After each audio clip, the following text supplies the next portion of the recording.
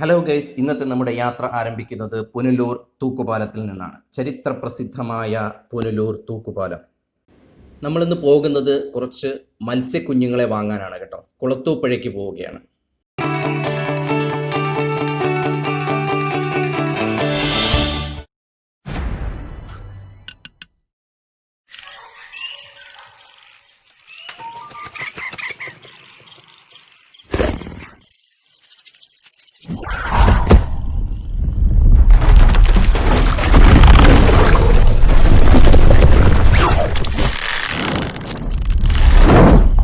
ഞാൻ Ajmer Khan from Khans records.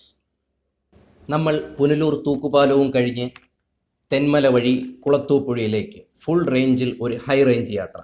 നമ്മുടെ ഇന്നത്തെ യാത്രയിൽ നമ്മുടെ സാരഥി മിസ്റ്റർ അലിയാർ റാവുത്തർ. നമ്മുടെ ഈ സാരഥി ആൾ നിസ്സാരക്കാരനല്ല കേട്ടോ.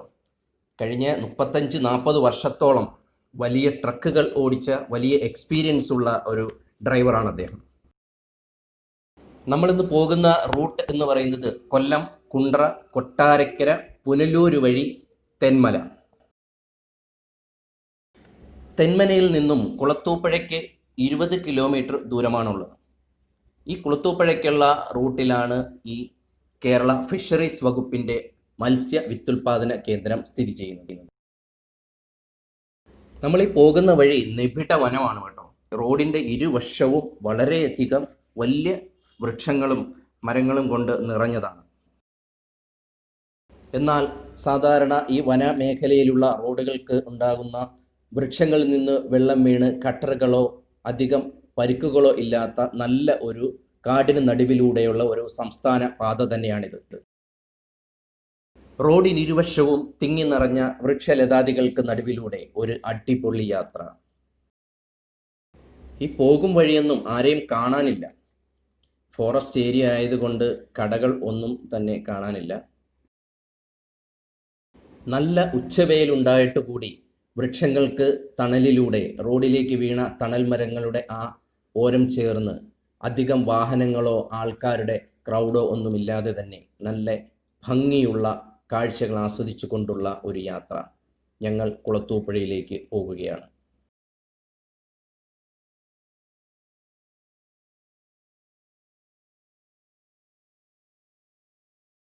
റോഡിൽ ഒരു ലോറി പാർക്ക് ചെയ്തിരിക്കുന്നത് കാണാം. ഇവിടെ ഫോറസ്റ്റിൻ്റെ ചെക്ക് പോസ്റ്റ് ഉണ്ട്. ഇത് കടന്നു വേണം നമ്മൾക്ക് പോകാനായിട്ട്. അങ്ങനെ നമ്മൾ ഫിഷറീസിൻ്റെ മത്സ്യ വിത്തുൽപാദന കേന്ദ്രത്തിൻ്റെ പ്രവേശന കവാടത്തിൽ എത്തിച്ചേർന്നു. പ്രവേശന കവാടവും കടന്ന് നമ്മൾ ഉള്ളിലേക്ക് പോവുകയാണ്. ഇരു സൈഡുകളിലും അലങ്കാര വൃക്ഷങ്ങൾ, ചെടികൾ വച്ചു പിടിപ്പിച്ചിട്ടുണ്ട്. ഈ കാണുന്നതാണ് ഫിഷറീസ് വകുപ്പിൻ്റെ മത്സ്യ വിത്തുൽപാദന കേന്ദ്രം.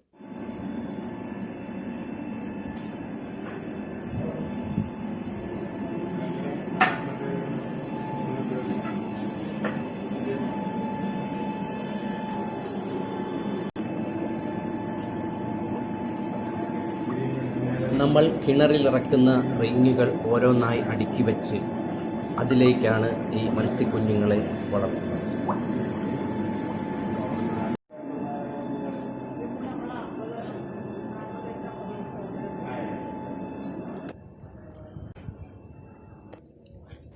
ഇവിടെ കാണുന്നതാണ് ഓരോ പടുക്കക്കുളങ്ങളും. ഓരോ പടുക്കക്കുളങ്ങളിലായിട്ടാണ് ഒട്ടനവധി പടുക്കക്കുളങ്ങൾ ഇവിടെ നമുക്ക് കാണാൻ കഴിയും.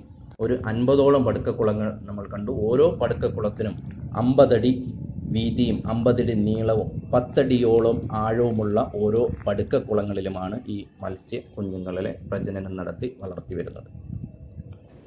ഈ കാണുന്നത് നമ്മളെ വീട്ടിലൊക്കെ വെള്ളം ശേഖരിക്കാനായി സൂക്ഷിക്കുന്ന ടൈപ്പ് പ്ലാസ്റ്റിക് ഫൈബർ കോട്ടിംഗ് ടാങ്കിൻ്റെ ഒരു വലിയ രൂപമാണ്.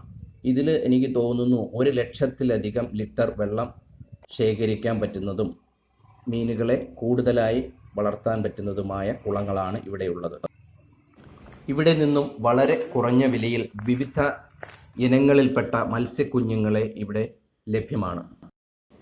ഇവിടെ ഇതുപോലത്തെ ധാരാളം കോൺക്രീറ്റ് പടുക്കക്കുളങ്ങൾ ഇവിടെ നിർമ്മിച്ചിട്ടുണ്ട്. ഇപ്പോഴും പുതിയ പുതിയ കുളങ്ങളുടെ നിർമ്മാണം പുരോഗമിക്കുന്നു. ഇപ്പോൾ ഇവിടെ പ്രജനനം കഴിഞ്ഞതിന് ശേഷമുള്ള മത്സ്യക്കുഞ്ഞുങ്ങളെയാണ് ഇതിൽ ഇട്ടിരിക്കുന്നത്. കൂടുതൽ വളർച്ചയ്ക്കായിട്ടും മത്സ്യക്കുഞ്ഞുങ്ങളെ വിതരണത്തിന് തയ്യാറാക്കുന്നതിനുമായിട്ടുള്ള കുഞ്ഞുങ്ങളുടെ വിത്തുകളാണ് ഇതിൽ നിക്ഷേപിച്ചിരിക്കുന്നത്. പടുക്കക്കുളങ്ങൾക്ക് മുകളിലായി വളരെ നെറ്റ് വിരിച്ചിട്ടുണ്ട്.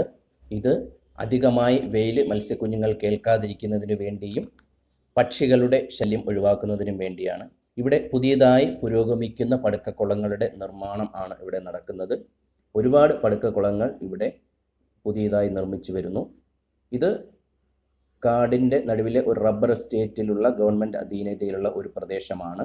ഈ പ്രദേശം മുഴുവനായും എടുത്തിട്ട് കുറച്ച് ഭാഗങ്ങളിൽ ഓരോ പടുക്കക്കുളങ്ങൾ നിർമ്മിച്ച് അധികമായി പടുക്കക്കുളങ്ങളും കൂടുതൽ മത്സ്യ വിത്തുൽപാദനവും നടത്തി വരുന്നു. ഇത് 25,000-ഓളം സ്ക്വയർ ഫീറ്റ് വലിപ്പമുള്ള വലിയ ഒരു പടുക്കക്കുളമാണ്. അതിനെ ഓരോ അറകളായി തിരിച്ച് 2,500-ഓളം വരുന്ന സ്ക്വയർ ഫീറ്റുകളിൽ വരുന്ന അറകളായി തിരിച്ചാണ് ഓരോ ഇനത്തിനുള്ള മത്സ്യക്കുഞ്ഞുങ്ങളെ ഇതിൽ നിക്ഷേപിക്കുന്നത്. ഇവിടെ നിന്നും ഞങ്ങൾക്ക് മത്സ്യക്കുഞ്ഞുങ്ങളെ വാങ്ങാൻ സാധിച്ചില്ല. അതുകൊണ്ട് പാളിപ്പോയ ഒരു യാത്രയായിട്ടാണ് കാണുന്നത്. എന്തുകൊണ്ടെന്നാൽ ഇപ്പോൾ അവിടെ പ്രജനനം നടത്തിയ മത്സ്യക്കുഞ്ഞുങ്ങൾ വിതരണത്തിന് തയ്യാറായിട്ടില്ല. ഇനി 1 മാസത്തോളം കഴിഞ്ഞതിന് ശേഷം മാത്രമേ ഇപ്പോൾ പ്രജനനം നടത്തിയിരിക്കുന്ന മത്സ്യക്കുഞ്ഞുങ്ങളെ വിൽപ്പനയ്ക്കായി തയ്യാറാവുകയുള്ളൂ. അതുവരെ നമുക്ക് വെയിറ്റ് ചെയ്യേണ്ടി വരും.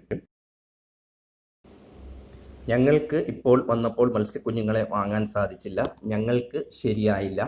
അതുകൊണ്ട് പ്രശ്നമില്ല. നിങ്ങൾ വരുമ്പോൾ 1 മാസം കഴിഞ്ഞ് ആരെങ്കിലും വരുന്നവർക്കുണ്ടെങ്കിൽ മത്സ്യക്കുഞ്ഞുങ്ങളെ അവിടെ നിന്നും വളരെ കുറഞ്ഞ വിലയിൽ വാങ്ങാവുന്നതാണ്. നമ്മളിപ്പോൾ കുളത്തൂപ്പുഴ ടൗണിലെത്തി. കുളത്തൂപ്പുഴ നിന്നും അഞ്ചൽ പോകുന്ന റൂട്ടിലാണ് നമ്മൾ ഉള്ളത്.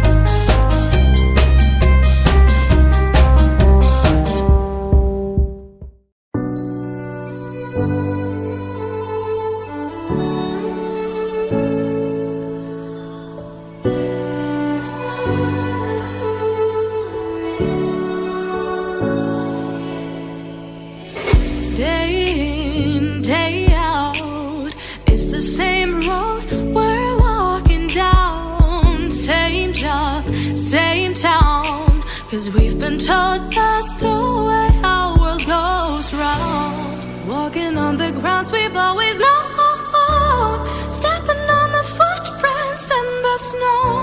But when it melts, the other ways will show. We're